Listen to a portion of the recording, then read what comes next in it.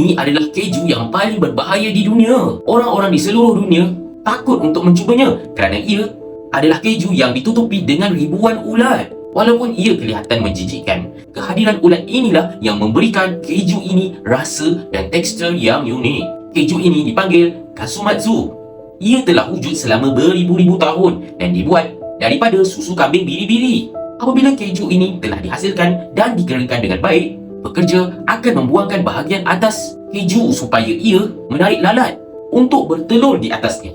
Ini adalah lalat yang special. Mereka akan makan dan bertelur pada masa yang sama. Dalam masa 2 hingga ke 3 bulan, ulat ini akan menetap dan memakan keju. Kemudian, pekerja akan membuang ulat-ulat tersebut dan mengulangi proses ini beberapa kali. Ini yang menyebabkan keju asal berubah menjadi Kasumatsu yang lembut. Mereka kata rasanya serupa dengan aiskrim keju. Adakah anda mahu mencubanya?